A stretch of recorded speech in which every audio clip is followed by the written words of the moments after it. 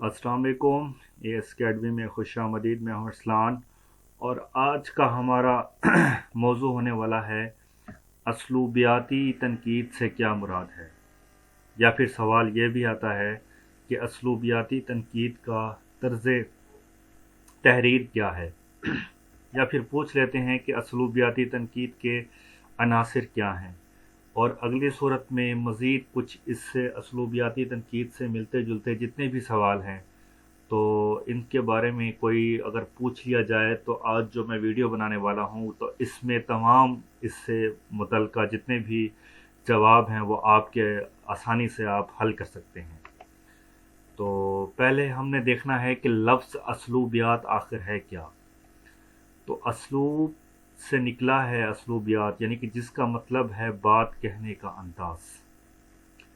अब अदब में किसी तर्ज़ तहरीर को असलूब कहते हैं। जैसे कि हम किसी शायर अदीब की कोई लिखी हुई तहरीर को पढ़ते हैं या शायर के अशार पढ़ते हैं तो हमें ये अंदाज़ा हो जाता है कि ये कौन सी तहरीक से ताल्लुक़ रखता है। देखें, अक्सर आपने सुना होगा कि कुछ शायर जो हैं वो रोमानवी तहरीक से थे, कुछ तरक्की पसंद तहरीक से, कुछ शायर व अदीब इस तरह से थे। तो उनको जांचने के लिए क्या तरीका था, यही असलूबियाती तनकीद ही है जो इस बात का फ़ैसला करती है कि कौन सा शायर व अदीब कौन सी कैटेगरी में आता है। ठीक हो गया। अब ये अदब, अब हम देखते हैं कि लफ्ज़ असलूबियात तनकीद से क्या ताल्लुक़ है। असलूबियाती तनकीद से मुराद वो दबिस्तान है जो जदीद लिसानियात के ज़ेर असर वजूद में आता है।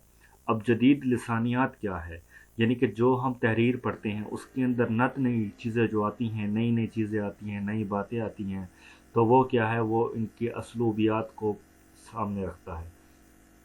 अगर अब आपने सबरस अगर पढ़ी है तो सबरस के अंदर एक सादा ज़ुबान, एक बोल चाल वाली ज़ुबान को इस्तेमाल किया गया है। तो वो क्या था कि वो असलूबियात के ज़ेर असर ही वजूद में आई थी, उसी के ज़रिए जांचा गया था कि उसकी ज़बान जो है बहुत ही आसान है। अब हम आगे देखते हैं कि असलूबियाती तनकीद की वजाहत में मैं मज़ीद आपको कुछ बताना चाहता हूँ कि असलूबियात का काम ये है कि अदबी इजहार के जितने तरीके मौजूद थे इनका इंतखाब किस तरीके से किया गया।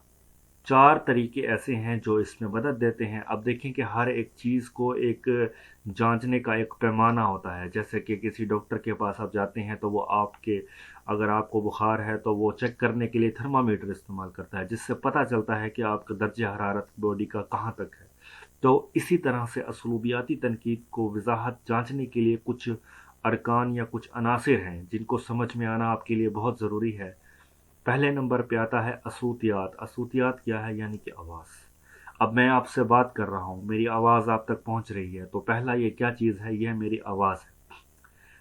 दूसरे नंबर पे देखें कि क्या है लफ्ज़ियात, यानी मुख्तलिफ आवाज़ों का मजमूआ। इसी सवाल को देखें कि मैं कहता हूँ कि असलूबियात, तो क्या है, ये मेरे पास कुछ एक आवाज़ थी और दूसरे मैंने एक लफ्ज़ बनाया तो ये क्या थी, ये था लफ्ज़ियात।